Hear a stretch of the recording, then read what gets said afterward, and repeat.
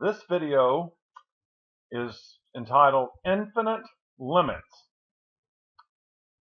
meaning that we're going to specifically deal with one-sided limits, and now we will consider negative infinity or positive infinity as an answer choice.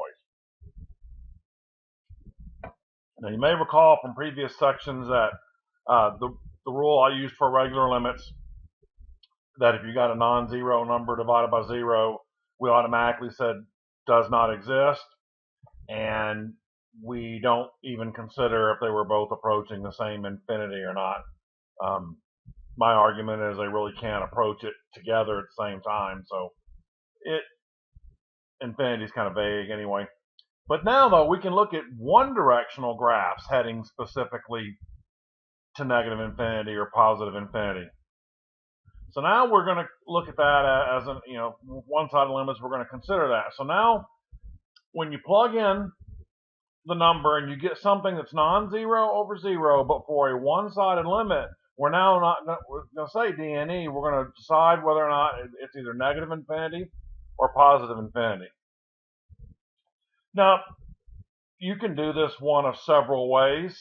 Whatever you want to do is fine for this, because all you're really looking to do is just to get the right answer. There doesn't really need a lot of technique for this. Now, I did a table of values, and knowing that it's going to be one of the two infinities, you can also just plug in a number. Make sure it's on the correct side of your value. The negative means coming from the left, so I put in negative 3.001. So you see that produced negative 50,000. So that infers negative infinity.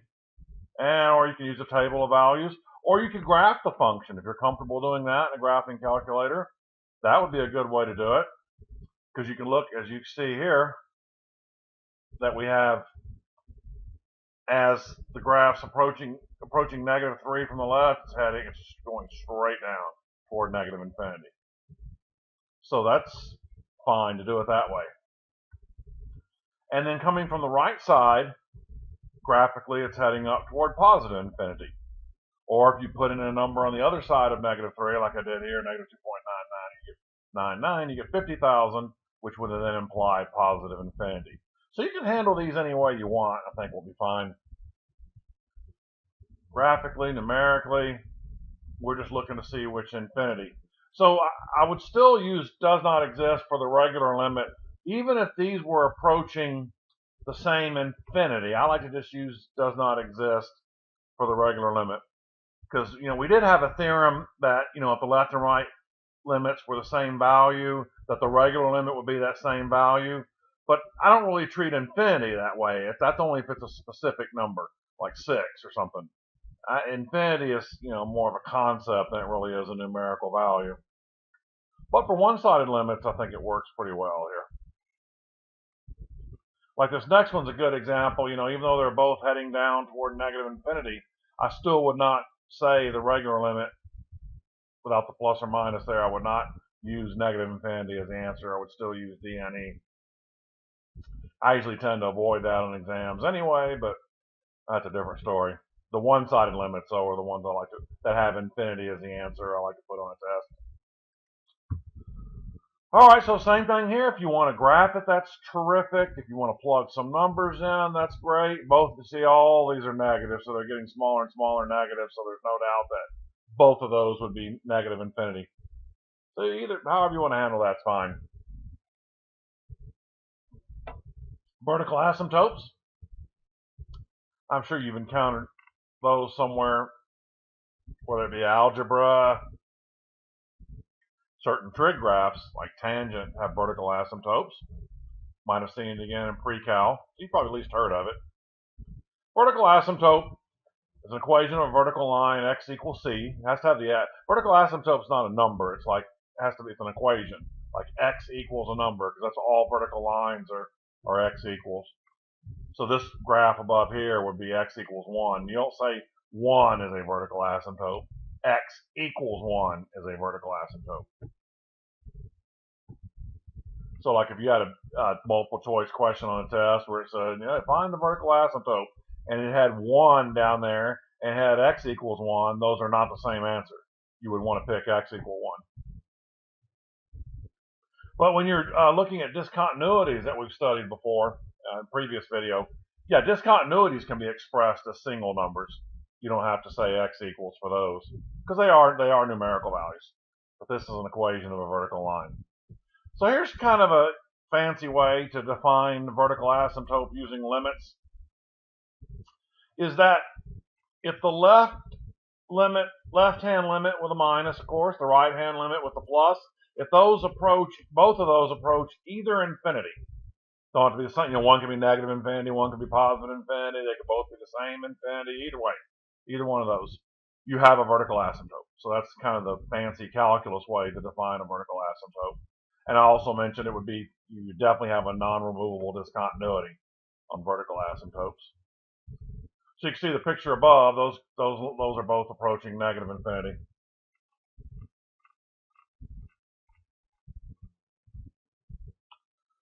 So we have a function 5 divided by x plus 4. So the left-hand limit, I put in a number on the left side of negative 4, so I put like negative 4.1. Yeah, you don't really have to use all those zeros like I did for the other example. That's fine, because just pick something kind of close, because all you're looking for is if you get a negative result here, that just means it's going to be negative infinity. You don't have to really get a negative 50,000 or anything like that, because we know it's going to be one of the infinities, because we have a non-zero divided by 0. So the other side, negative 4 from the plus, I put in negative 3.9. I got a positive result, so therefore that limit result will be a positive infinity. And since both these limits produce some sort of infinity, that means we have x equals negative 4 would be a vertical asymptote. And you can see it here on the graph. So you see coming from the left, it's heading down to negative infinity. Coming from the right, it's heading up to positive infinity. All right. Now, this is kind of a way I probably would have shown this back in algebra. So that's okay. We can look at that too. That's fine. Any values that produce g of x equals 0, the denominator, essentially the discontinuities. The discontinuities, if it's a discontinuity that doesn't produce 0 on the top and the bottom, then it would be a vertical asymptote. Essentially, so this one has, in other words, this equation, you see it's factored out. Negative 3 and negative 2 are absolutely discontinuities. But you see they share a factor here, x plus 2, x plus 2. That means negative 2, x equals negative 2 will not be a vertical asymptote, only x equals negative 3. So kind of the moral of the story is, all vertical asymptotes are discontinuities, but all discontinuities aren't necessarily vertical asymptotes. And this is the prime example of that. So even if you didn't go through all the limit business, you could use that rule to establish your vertical asymptote. So you see, and that's so a removable discontinuity will not be a vertical asymptote. So it's got to be a removable discontinuity to be a vertical asymptote.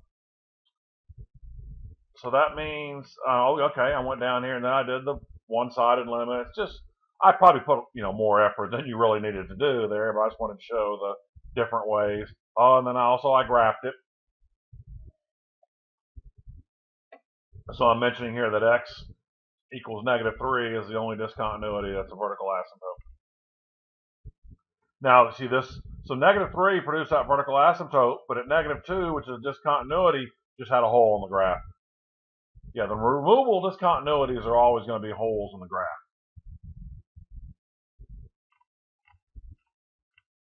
All right, this question says, find all discontinuities and vertical asymptotes. I think for these kind of problems, I would probably use variable x on a test and not t, but that's okay. Just think of t as being x, and then h of t would be y. So we factored, that's a difference of 2 squares, t squared minus 4, t squared plus 4. T squared plus 4 does not factor, very important. I've seen people try to put t plus 2, t plus 2, but that's absolutely not correct. But t squared minus 4 factors into t minus 2 and t plus 2. So you definitely have asymptotes discontinuities at plus and minus 2. t squared plus 4 does not generate any values that would be 0 in the denominator. It would always be positive. So we just have these two discontinuities, which could potentially both be vertical asymptotes, but they're not, because the shared factor of t minus 2 here means 2 will not be a vertical asymptote.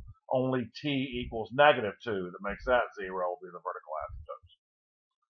So yes, both of them will not be. But they could have been, though. And I did the limit. Okay, you see the negative 2 has infinity limits, but the positive 2 exists. Therefore, it would have been a removable discontinuity, not a vertical asymptote. But negative 2 is absolutely a vertical asymptote. Oh, it looks like I didn't graph that one, but it would have had the graph would have had a hole at positive 2. You know, those holes are hard to see in the calculator unless you zoom in on them, but it would have been there.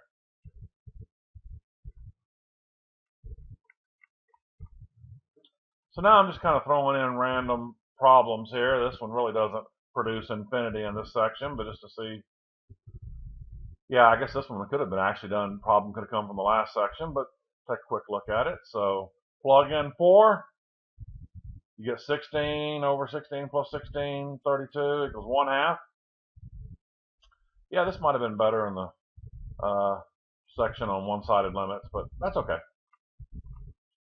How about this one? Negative 2 over cosine of x as x approaches pi over 2 plus.